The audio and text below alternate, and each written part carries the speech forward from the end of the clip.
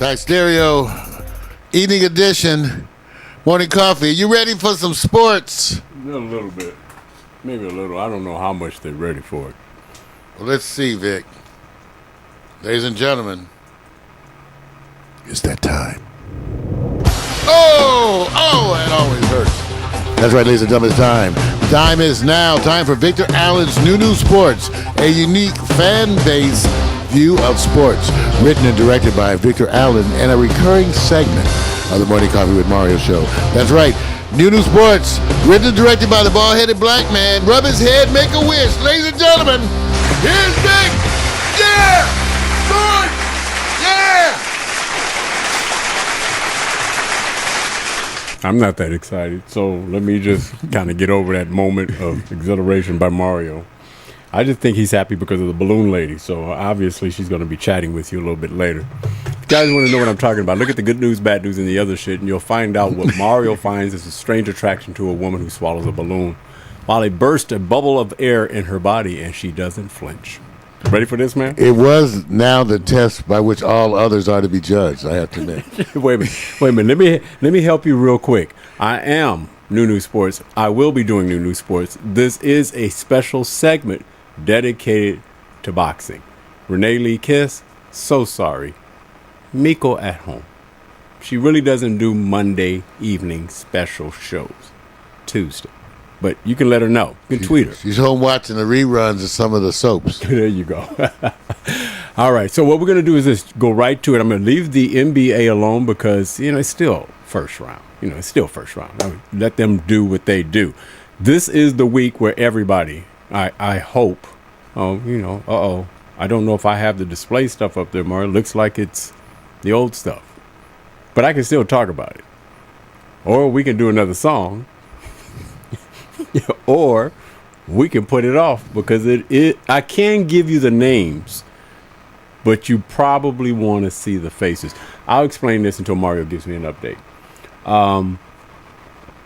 We do know Floyd Mayweather and the Pacquiao fight is coming on this weekend. Everybody's going to be positioning themselves. My sister lives in Vegas, but she's leaving Vegas because she thinks it's going to be crazy out there. And the first thing that made me stop and think about it, dude, is like everybody's positioning themselves to be at a certain location, if not in Vegas. But they keep saying this is going to be the biggest purse fight, which means it's true. Almost every fight that, basically follows another fight garners a bigger purse. But what's the biggest fight that really kind of shaped maybe boxing at a period that may have probably was a period of time that lasted 10 years, 15, 20. Hard to say because most of the boxing, significant boxers back in the day, I've never seen. So, well, that's why it changes for every generation. Right. Even though, Vic, you have to remember some of the earlier boxing matches were tied to historical events. In other words, you talk about the Brown Bomber, Joe Louis. Right. You're dealing with now an issue with race. The early Nazi Germany, race. The whole issue of where black folks were at that time. Right. And so his fight against Schmeling, right, and is where it fit historically. There's a special relevance of that, and that's what a lot of them do. Right, if they're tied to historical events, then of course. The only way you're going to appreciate that is if you tie it towards, researching, reading the history to get a better understanding of it. But let's just be real. In this day and time right now, people want to see and hear Manny and Floyd. But in the meantime, what I started to do is say, let me go get the fights that I think changed the landscape in such a way that it continued to have what they call the residue. And one that was very big, and when the time comes with a picture, the name was called Rocky. And Rocky Marciano has the only record of being undefeated, but they actually talk about he fought most of the over-the-hill heavyweights at the time that allowed his record to be unblemished. I wasn't there. I don't know. He fought Jersey Joe Walcott in 1952, but Jersey was in his mid-30s or late 30s, so I don't know how significant that is, but guess what we're going to watch this weekend? Two fighters over the age of 35. So I can't discount it on one hand and then count it on the other. I don't remember too much about this fight, So what we're going to do is Well, this. yeah, I don't know that you would. See, that's where. Yeah, remember 1952. Right. Mac might remember see, I don't remember, 1952. but I do know this much. Let me say why I think it is significant. It was big enough to actually have Sylvester Stallone become significantly a great actor in a trilogy of movies called Rocky, which is kind of somewhat based in part with the name, but also it had a lot to do with the Sugar Ray Leonard period. All this was wrapped Back up. then, it was a cool name, Rocky. Right. Hey, Rocky. Right. So manly men. So how significant was this time? Well, the heavyweight champion at that time is undefeated, and no heavyweight champion has ever gone undefeated through his whole career. The only person who's kind of flirting with that is not in the heavyweight division, and that is, of course, Floyd Mayweather. So this fight is significant back in 1952, but I can't tell you much. I need to actually go watch it because I know it's on video. Let's roll up to the next one. Now, I do remember this one. Marvin Hagler versus Thomas Hitman Hearn. Ooh, yes. 1985. You had quickness, and I believe it was Thomas' right hand that was just devastating for his slight body. He wasn't really big. Marvin was the bruiser. He was to me like the construction worker who takes off his hat. And Hitman, I can't remember. This was after he had fought Sugar. Nope. Before? I think we'll get to it. I think. Yeah, but that was the whole thing with Hitman. He had a couple of very. He had a couple of fights that really were in the news and in the media. And this was an emerging Hagler, too. Right. Hitman, I can't remember. I thought it was toward more the end of his career, but I can't remember. But I thought so. Right. But that's where I'm curious. But, yeah, what a great fight. Yeah, and you're right, Mario. You're right about one thing. It wasn't Hagler. Hitman did fight, and he's going to be in the selection here. We had another great fight. This fight was so big because they were both what they would call knockout punchers. And when you get two knockout punchers, Hagler rose to fame. Hagler's going to see what's going to end up happening is that historically he has a number of fights that are historically legend kind of. Right.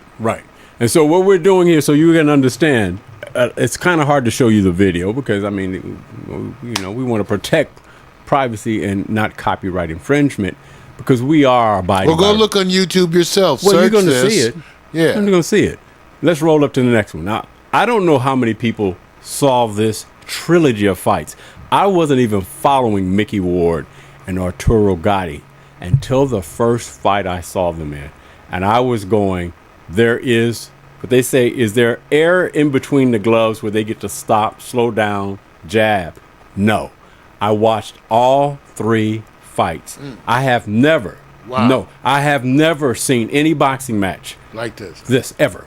No, Wow. I've seen better champions. I've seen greatness. I've seen, whether it's Muhammad Ali, what they did was, I was going like this. The announcers can't talk fast enough to describe what was happening because they were punching that much endlessly. Yeah, when they start getting tired. Right. Right. So if I had to put this as a non-championship fight, when I say that, these guys were undefeated. Mickey Ward, he gave it all he got. Basically, he didn't have an unblemished record. But this fight, if I ever say you guys go watch, they fought 3 times. Go watch all 3 fights. Just go watch them, and you'll see what I'm talking about. So for me, this is the kind of fight I want to see everybody fight like them. So we're not rating the fights. We're just going to go over the fights and see, can one of these fights be bumped as an iconic fight this weekend? Can we predict that Manny Pacquiao and Floyd Mayweather will live up to the hype?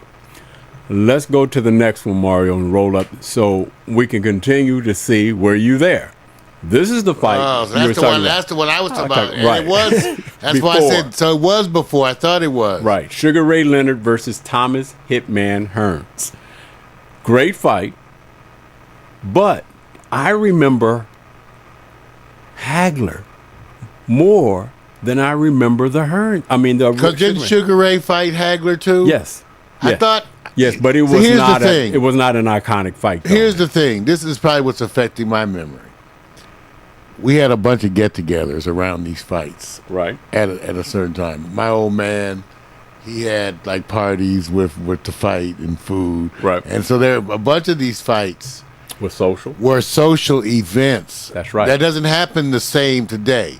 Not the same. You get them. You know, it was bigger than the Super Bowl, right? The media role. It was pay-per-view. You had to pay for it. You had to pay, but people were having parties. Yes, they were. And people were getting dressed up in the whole deal. Right. So if I had to say which fight do I remember between Ray Leonard and Hitman Hearns versus Hagler and Hitman, I remember Hagler Hitman. It was because nobody expected Hagler to do what he did because they thought Hitman was going to level that right cross as he was known for. Well, because really, it was a weight thing too. Yes, it was. Hitman was one of the bigger ones. He was, but yeah, well, Hitman was taller. Definitely taller. But Hagler was thicker, beefier, so to speak. So, pretty good. But is it a timeless fight? Do you remember it? I don't remember much of this fight, believe it or not, because it just seemed like it was one of those technical fights between Sugar Ray Leonard and Thomas Hitman Hearns. Let's go up to the next one because it gets better. It gets much better. Muhammad Ali versus Joe Frazier 3, the Thriller in Manila. The hype, of course. All of these had super hype. Yes, super crazy hype. Did it live up? Did it live up to the hype? Yeah. Well, it was wasn't it long? Didn't it go all the way or something? Oh yes, they had this is the third fight that they had, and of course that first fight with Ali coming out of his hiatus from boxing, he lost to Frazier. And I believe the first one coming back. I can't even remember the second one. It shows you how long ago. Rumble in the Jungle. Right. Well, no. One was in... that's different. Yeah. That wasn't them. It wasn't right. So to remember this fight is to remember that Ali won. But to me, the fight between Frazier and Ali, as Ali came back from, of course, being banned from boxing for a while, that was bigger because he was knocking out everybody. He had done the Sonny Liston thing early in his early years and some other fights, but Joe Frazier was smoking. So when they had that first fight, he lost. That fight was bigger to me than the Thriller in Manila, but most people remember this one. Let's roll up to the next one. Muhammad Ali versus George Foreman. That's the Rumble in the Jungle. Rumble in the Jungle. That was a big time fight. Yes. What was this big? Why was it big? Because George Foreman was big, right? George Foreman had just beat Joe Frazier. Silly. I mean, it was... That's the running, hopping bout, right? Right. So... I'm tripping because in 1974, I'm not going to tell you anything, but I'm not giving away my age. I was 3. No, I'm lying. But this was big because I thought it was the advent of what they called the World Hype Fight. I believe, I can't remember if it was somewhere in Africa, so I don't want to get it wrong. I thought it was in Zaire. I thought it was too. I thought it was in Zaire or somewhere in Kenya. Yeah, well, hey, I don't want to get it wrong. I just remember the fight. And I remember George Foreman being so big, I didn't think there was a chance. I really didn't. I didn't think Ali had a chance, but he wore him out. So, bottom line is here's the fights that are iconic and to some degree. Do you see Manny Pacquiao or Floyd Mayweather superseding any of these fights that's coming up on Saturday? Oh, come on now. Give it a chance. No. Okay, wait a minute. Let me just be, because we don't want to be haters, because Manny's going to bring the fight. Pacquiao is going to bring the fight. That's the only way he can win. So let me just say this. You don't think the fight that's coming up at all will bump any of these fights. It'll just be a strategic fight, no knockouts, no knockdowns, nothing like that. The examples that you brought out are some excellent examples. I think Manny Pacquiao, Floyd Mayweather, it just doesn't compare to them. Even with even though it's occurring in more of a vacuum, right, and that they're looking for boxing to have some kind of events that are people want to see. Right. But even with that, Vic, it's the most. So that's why it's making it's the most money Right. ever. But still, the impact, I don't think so. So you don't see it at all. So what would make this weekend's fight rate well in your eyes? You have to have champions that garner more world interest. Muhammad Ali, at one time, was the most recognizable sports figure and maybe the most recognizable black man in the entire world. Right. True. So his brand impact at one time was so overwhelming. Right. And especially in terms, like you said, that representing issues. Yes. Right now, that's specifically lacking True. in Floyd Mayweather. Okay. But Manny Pacquiao is actually seen different in the Philippines. And he stands for something else. He had office. Political. Yes, all of these things differently. Yeah. Now let me just say this also to go on with what you're saying.